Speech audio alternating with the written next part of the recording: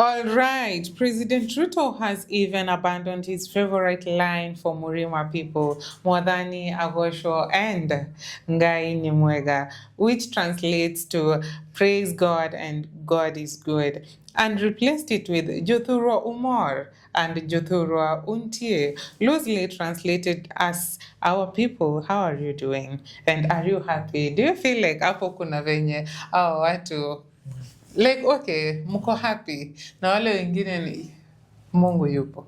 God is good all the time. Yes. All right, ladies and gentlemen, my name is Sally Tatena and this is the Kenya Today TV. And my name is Ojuang Otero. Now, speaking, reacting to that particular statement and that has been posted by Season TV about Mwadhani, is it Mwadhani Agosho? Mwadhani Agosho and Ngai Nimwega. Okay, to me, I think they were just trying to tell Kenyans how William Samoei Arap Ruto has received support from Raila Odinga's supporters. Remember, and this is the reality. Let us not lie to President William Ruto. The mountain is gone. The narrative that has been created is that William Ruto lied to them. He came with the Bible. He told them that he's a son of God, he's a good person. And remember, the mountain rejected the former president candidate, that is Raila Odinga.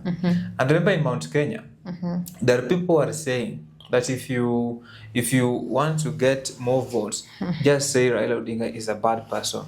That is a narrative that is there. But coming back to your point, I think William Ruto has realized that the mountain is gone. The big question is, what will happen if Raila Odinga loses African Union Commission the contest? Because you can only expect two things. And before that question comes, yes, do you think that he is going to win the AUC? I'm wishing Raila Odinga all the best. If he's going to win, then it is good for Kenya because one of their son will be there. If he loses, I think there are so many activities Raila Odinga can do. For example, coming back to revive, not even to revive, but he can come and maybe become a kingmaker or maybe fire another shot at the presidency, of which I'm doubting because some of his experts in quote, that is John Mbadi, Harrison Joe, Wycliffe Ambassador Paranya, Peter's School, they are in government, and I doubt if someone can leave government to go back to opposition. I really doubt. But he has the potential to form another party and gain other supporters and followers from the whichever side. True, but already he has got a party. Remember, Raila Odinga. He has a party. Yeah. Now he'll need to form another group of people who are going to believe in his own manifestos. You understand? But as we speak right now, and this is the reality, Raila Odinga has lost some supporters because the potential one at that. The president has become unpopular, and anybody who is associated with him, then automatically you are an enemy of the people. Why do you say so? What I'm trying to say, people feel like President William Ruto has let them down. In what ways? In what ways? Number one, the head of state promised that abductions will not take place in the Republic of Kenya. Despite the fact the police IG Douglas Kanja said that the police is not abducting Kenyans, does not mean that the abductions are not taking place during his tenure as Kenya's president. He said in Homa Bay that abductions will stop, and abductions did not stop because there were people who were also abducted. And Kenyans are feeling unsafe in their own country. Do you want to tell me that that's something that they're happy about? Do you want to tell me that they're happy with the President William Samoei Arap Ruto, a man who promised that there will be no extrajudicial killings in his government? And there is no tangible evidence to support the argument that the abductions are being carried out by the government. But people are asking themselves, do you want to tell me that if the government wants to know where I'm living or what I'm doing, they have all the information. They can do anything to get me. So this story to do with the abduction, that's the first bit. Number two, the president promised that this economy will be revived. He has been president for 2 years. Do you want to tell me that there's a miracle he's going to do in the next 2 years? There are Kenyans who feel that the president has let them down. Number three, the new university funding model. I remember we have the youth of this nation. Most of them are in university and some of them are unemployed. I'm going to talk about employment later. But the university funding model, I think that is something that even the older members of the society, people like, let's say, the parents, they are feeling that they have been betrayed because this is not something that they were expecting, despite the fact they were told that it is going to help mtoto wa mama mboga. Unemployment. The president promised that they will create job opportunities for the people of Kenya. What are we seeing right now? People are being taken out of the country. Just imagine, I know it is not bad to go and work outside, but if you take out some of your let's say the youth of this nation who are productive, so who will be productive in this nation? Who will be productive? So Kenyans feel they've been let down by the head of state, unemployment, abductions, the education system that they're talking about. Remember, even right now, saizi tukiongea, grade 9, hakuna classrooms. Do you want to tell me that Kenyans are happy with the president Ruto? And I know for a fact that he knows what is going on. The ground is not speaking his language. Today it is, I think we're in January, right? Yeah. 2025. So whatever he will do between now and 2025 will determine whether he will be re-elected or not. And do you think that the people of Kenya have that patience to wait till 2027? As I speak right now, Kenyans are not patient with the President William Ruto. They are not patient. They want him to work. They want him to deliver. In fact, some of them are saying they don't want the head of state to make some promises again. Like the clergy, they were saying the other day that they don't want the head of state to make any other promise. He should fulfill some of the promises he made. Yeah. Because looking at the Ministry of Education, the other day we saw that the CS in charge of the education, he was saying that the KIPSEA results are going to be released this year. So the pupils who are supposed to graduate and go to grade 7, they should just proceed to grade 7. They will get their results as a wakiwa washakuwa admitted. So does it so people are asking. Even you have seen the problem. So people are asking. So even the Form 4s are supposed to just finish the Form 4, then join university for them to get their results while they are at it. But then, just to connect with that question, you know, for the first time, I think, is it in 8 years or I think in about 6 or 7 years, Form 4 KCSE result will be released. We don't know. Because one of the things that the former Interior Cabinet Secretary, when he was Education CS, that is Dr. Fred Okengo Matiang'i, one of the things he was trying to do away with was cheating. Yeah.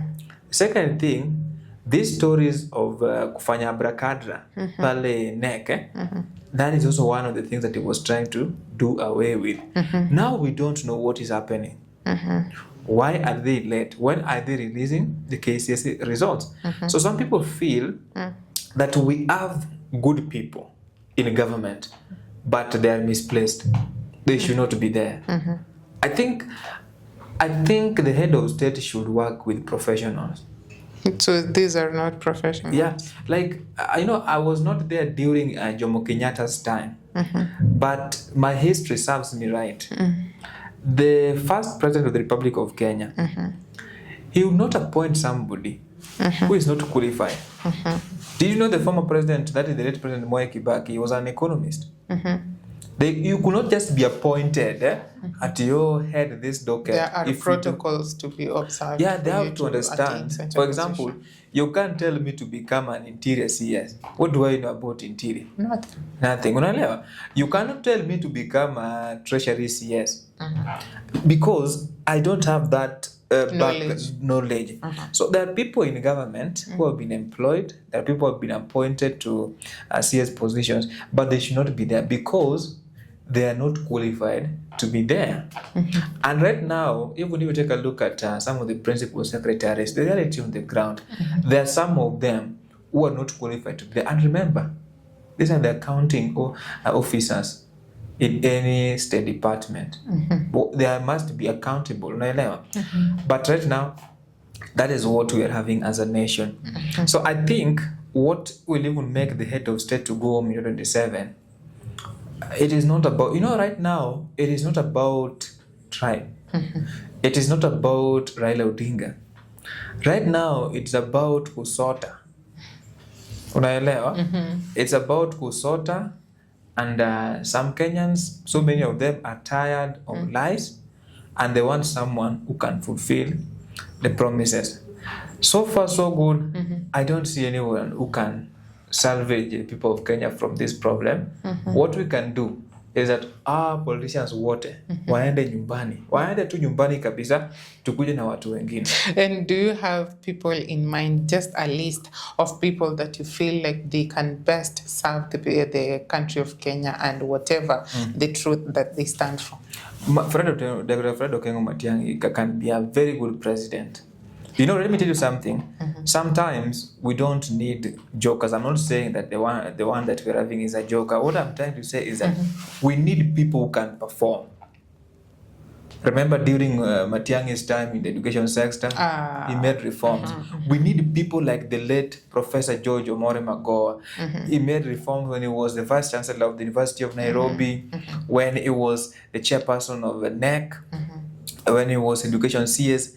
People who are not coming to massage somebody's ego. They are coming to work. They are coming to work. So far, so good. I'm not against everyone who is there in President William Ruto's cabinet. Somebody like Treasury CS, John Badi. That guy understands what he is doing. He knows his job. He knows his job. So if he can be given just a goodwill from the head of state, I think we can see some changes. Another thing that we also have to work on is these stories of politics of entitlement. Yeah, that you feel like, oh, mtu wetu sijui nini. It is not about mtu wetu. It is about Kenya being saved from these politicians who don't have anything to do better. And if you go to the sport check, this is what I normally tell my audience, that there are only 3 things we can do. 1, we need to register as voters. The beauty of being a registered voter is that you can participate in 2 elections. 1, general elections and the by-elections. 2, you need to demonetize politics. Don't allow these people to give you 100 bob, 200 or 500 bob. Once they've been elected, they will steal public funds. There is a question that the people of Kenya, some of the people of Kenya who are normally driven by the 200 and 100 shillings, they asked, okay, they have given us the 100 or the 200. We take it because we don't have. Where do you want us to get these 200, 100 bob? Yet we don't have jobs. We don't even know where our next meal is going to come from. Yes. So what can you tell such kind of people? You see, like for example, in Kenya, pardon your question, Candy? What can you tell those people who have this notion that, okay, this is the only money that I have, this is the only source of income that I have? Because right now the campaigns are about to start, and this is where they at least can get something. You guys, you have your answers. That has been our time, and my name is Raila Odinga. This is the Kenya Today TV. Yes. Thank you. My name is Ojuang Odero. Bye. Hatujafanya ya Sifuna. Si tunafanya next. Si ndio hii sasa yenye tunafanya next. Tumeenda 14 minutes. 7:36. Ladies and gentlemen, welcome back to the Kenya Today TV. My name is Raila Odinga, and let's dive to our session today. My guest over here is none other than My name is Ojwang Odero. Ojwang Odero, Yes, I'm happy to be aka here. the spot check. I'm happy to be here. This is a good place. It's a good chair. Okay, having a look at Dr. Sifuna, whatever. Senator Sifuna. Sifuna, yeah. Senator Sifuna. He's also You're a giving doctor. him big titles. Titles, yeah. Like doctor. He's a senator. But still, I'm sure there must be a doctor somewhere. He's working on it. Yeah, I'm sure Okay, he's maybe. working on it. So he said that the current president is kind of. Tuanze. There are people. It is Oscar Sudi, Kamket. Statisha juu ita Nikisatisha taribu nini vile alikuwa amepanga. Nitakata tu. So, ladies and gentlemen, having a look at what Senator Sifuna said today, that there are only two people who are going to make our dear president a one-term president. And I don't know the truth about all this or whatever he saw that really is happening, because he is saying that Sudi and Kamket Yes. are the people who are going to bring the downfall of our dear president or turn him to a one-term president. So without further ado, my name is Salet Atieno and this is the Kenya Today TV. With me, I have Ojwang Odero, aka the sports check. All right. Yeah. So let's dive into it. Tunaona Senator Sifuna ameamua kusema ukweli pale na anasema ya kwamba Ruto is going to become a one-term president, whether he likes it or not, if bado keep the likes of Oscar Sudi and Kamkwet by his side. So I don't know how you feel about that. Okay, I'm just going to, I will react to that particular statement by Sifuna, that MP Oscar Sudi and MP Kamket, those individuals will make William Ruto a one-term president. He is not lying. He is not lying. You see why Senator Sifuna is not lying? The first thing you have to understand that these people are fueling anger. I can give you a very good example. During the Gen Z protest, Honorable Kimani Ichung'wa, Honorable Silvanus Osoro, Oscar Sudi, and other members of parliament that are close to President William Samoei Arap Ruto, the words that they used, the words that they were using to describe the Gen Z. Hawa ni watoto ambao wanafika kwa maandamano na Uber, baada ya kumaliza wanaingia because hajatupea wanaingia huko kukula. Umesahau kusema wanakuja na ma-iPhones. Wakimaliza wanaenda KFC. Yeah. So, you see such kind of words, those words are fueling anger because we can't lie. There are people who are fed up with this administration and they are Kenyans. There are so many. And it doesn't mean that they want William Ruto to fail. What they're trying to provide is they're just trying to tell William Ruto that you are doing something wrong. What caught my attention is when they said that mtu atachora rice na aweke kwa casket. I don't support na achiliwe hivyo. I don't support somebody to do that online because right now tuko na AI, right? It can generate anything. I'm not supporting that. What I would want MP Oscar to do, if that person has done something wrong, this person should be maybe arrested, Summoned. Taken to court, charged with something, and let the court let him be proved, let him to be proved guilty or not. You see? But you know, when somebody disappears, you know, such kind of a statement, it is very dangerous for President William Ruto. And having a look at our released abductees, Kenyans were very keen on how they were operating and how they were conducting themselves in the public, because we are receiving videos and pictures of Kibet Bull, yeah, at a disco Matanga. And people were asking, how how could you just, how comes you have just been released from the abduction center and you have the energy to go to party? What are you trying to show the people of Kenya? Because blood was shed during the protests on Monday. People lost their lives. It was something. It was something that they were just trying to paint a picture that, okay, whatever that you did, it was of no use. That's how the people of Kenya took it. So I don't know if it was right or what is it that they are trying to picture out to us about the release of these abductees. What I can say, I cannot support abduction, right? But the released abductees, these people, there's something that I don't understand, where they were dropped, how he was able to get money. Kibet Bull was found in Luanda, Vihiga County. Yeah. Akaenda pale kucheza disco. Unaona kama hiyo kitu ilikuwa inaenda around.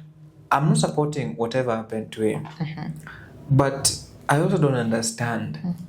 So after kuachiliwa, kuna pesa alipewa.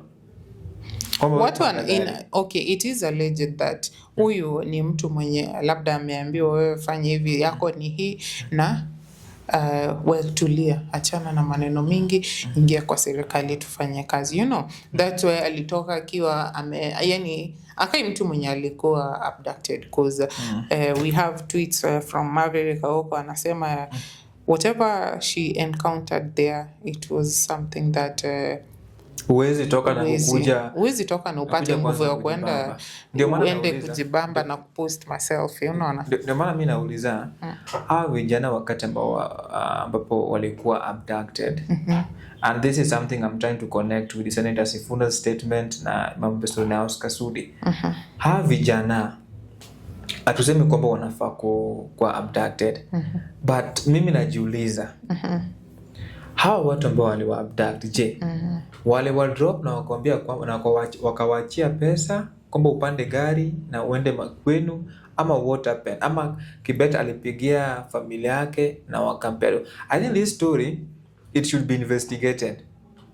And I remember Senator Karen Nyamo alitwita akasema those abductees wanafaa ukuwe rearrested tena, wapelekwe to the DCI, they be summoned. Because it's something that is very sensitive. Because there is no way you will know the plain truth because the other day they said that the government knows nothing to do with the abductions, because and then at the end of the day tunaona maneno ambayo yenye inatokea, which watu walichukulia wrongly, but whatever she was trying to put out ni eti wanafaa wachukuliwe waende sasa wa explain mahali walikuwa, but saizi venye vitu zinaendelea, au watu hawakai kukuwa abducted, even vyo watu wengi wanaona, because wanasema labda walichukuliwa wakafinywa masiku 3 because they were abducted for 15 days.